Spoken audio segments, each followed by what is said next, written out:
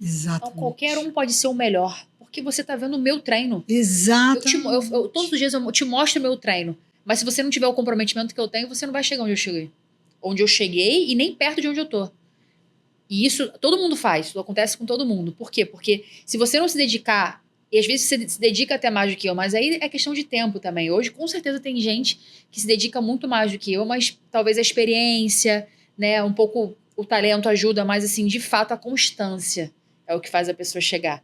Né? Então, hoje a gente vê cada vez mais, a gente fala, o futebol feminino, o nível Tá tá maravilhoso, absurdo. tá lindo. E Eu as tive no meninas último estão treinando cada vez campeonato. mais e tá muito legal de ver. E o masculino nem falar, né? Mudou o esporte, já tá em outro esporte já, de tanto que o nível tá tão avançado. Mas o feminino, tanto de duplas, assim, que estão treinando tão bem, que estão se dedicando ao esporte, chegando, porque elas têm acesso também. Provavelmente os treinadores veem os nossos treinos do Diego, todo mundo, Sim. e falam assim: vamos treinar isso melhor do que isso. Vamos implementar mais ainda. Estão implementando e estão jogando cada vez melhor. Né? Então, se, por exemplo, eu e Vanessa hoje a gente treinar menos ou treinar pior, a gente não ganha. Sim. Claramente, a gente vai ter muito, ou vai ganhar com muito sufoco. Então, assim, é muito importante essa questão do treinamento em conjunto, né? Assim, tipo, com tudo junto, com toda a dedicação, Como com as equipe, ferramentas. né? Exatamente. Exatamente. Mas vamos voltar lá. Tá. Aí você estava lá nessa crise existencial, Sim. né? Para onde eu vou? O tênis já não fazendo mais tanto sentido e o futevôlei ali sendo um lugar de prazer, né? Um lugar de realização, né? Aí, entre conversas e mais situações mentais, eu falei, tá, vou virar a chave, vou pra essa vida normal. Estudar, trabalhar, e fiz a minha cirurgia lá, minha mãe, né, me presenteou. Fiquei 6 meses ali mais de boa, pensando como seria. Aí me matriculei na faculdade de administração em Macaé, na época. E passava aí toda semana para Macaé e voltar para estudar lá e trabalhar na empresa dos meus pais, na parte administrativa.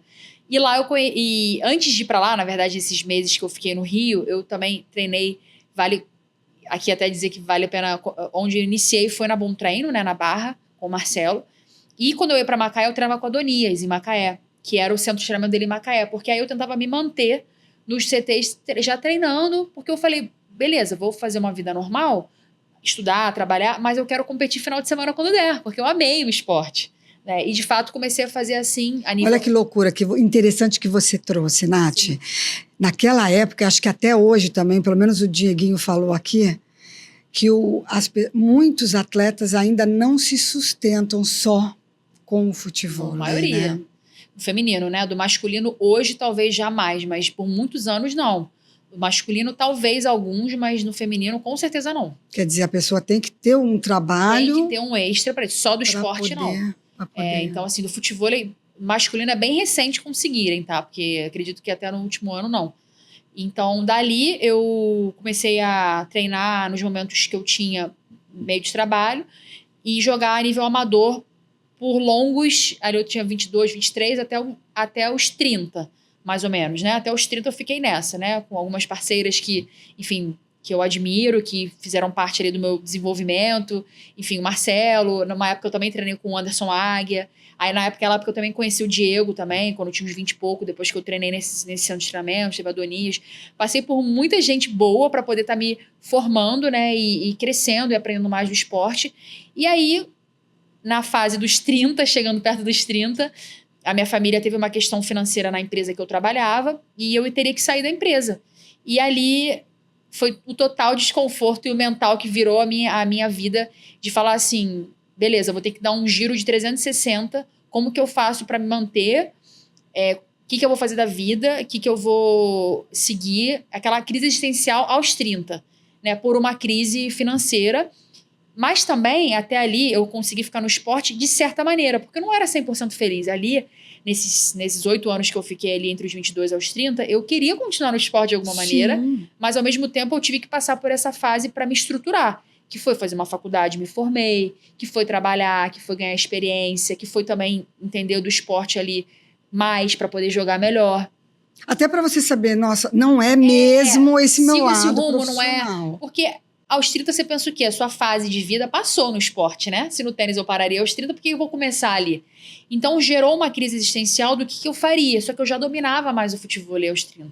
Né? Então eu pensei diversas maneiras de como viver ali? De que eu viveria, já que eu teria que sair, me desligar da empresa dos meus pais? Eu morava já... Você fez uma transição ali total, de carreira, 100%, né? de vida. De vida. De vida. Ali foi de vida. Foi Olha 100%, isso. Tudo remodelou ali. Porque eu trabalhava na empresa dos meus pais. Você teve medo, Nath? Total. Eu tive medo, eu tive insegurança, eu tive medo de ser julgada pelo que eu estava decidindo fazer. Eu tive medo de nada dar certo. Porque você fica naquela assim, será que eu vou investir nisso e perder tempo? Pô, 30 anos, já era pra eu ter casada com um filho aqui. Tipo assim, passa um turbilhão de coisas na cabeça, né? Que você não montou até ali.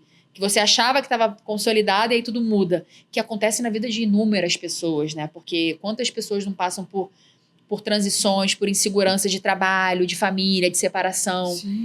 Atletas mesmo se querem seguir no esporte.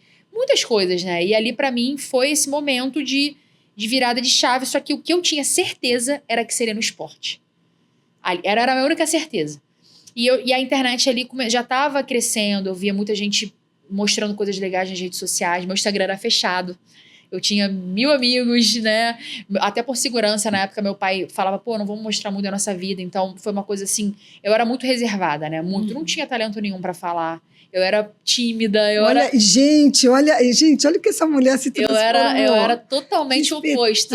Eu falava bem só, mas eu não era desenrolada, eu não tava pronta porque eu tava querendo viver. Mas eu me desafiei. E o meu maior medo... Você saiu de uma zona de conforto, total, né? 200%. E dói, não dói quando a gente sai de uma zona de conforto? Foi um medo diário ali. Eu falei, não, eu paro pra ver hoje, eu falo que coragem...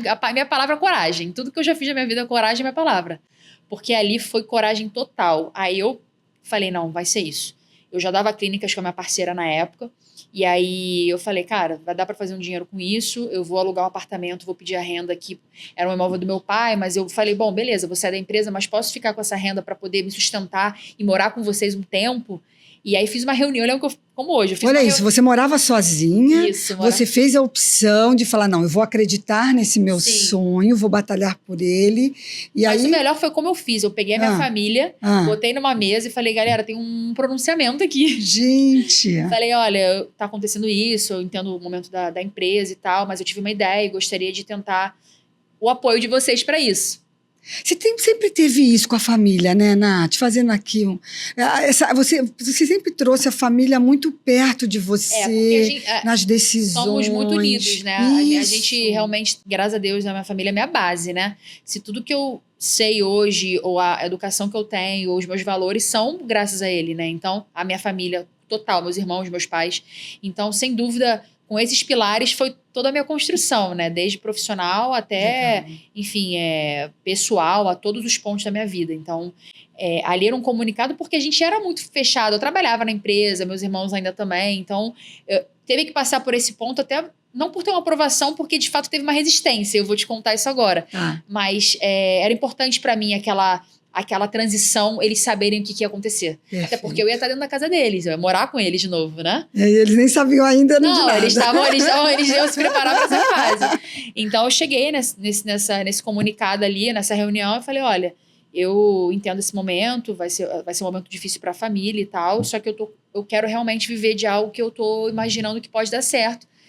Eu tô disposta a abrir minha rede social, meu Instagram, para comunicar uma vida que eu quero virar a ser atleta de futebol e me dedicar a isso, fazendo clínicas, treinando mais, performando mais para ter mais resultados nos campeonatos e me consagrar mais, né, com a minha parceira ali, chegar nos campeonatos, ter resultados até financeiros, por mais que pouco, mas se você junta uma clínica ali, um aluguel aqui, um campeonato pequenininho, você faz uma renda e você vive, né? Claro. E aí eu ia tentando melhorar a rede social, que eu comecei, e aí eu comuniquei também que eu já tinha procurado uma pós em marketing esportivo, porque eu já era formada em administração. Entendi. A estudar pós em marketing esportivo para começar a trabalhar também com as redes sociais juntamente ao esporte.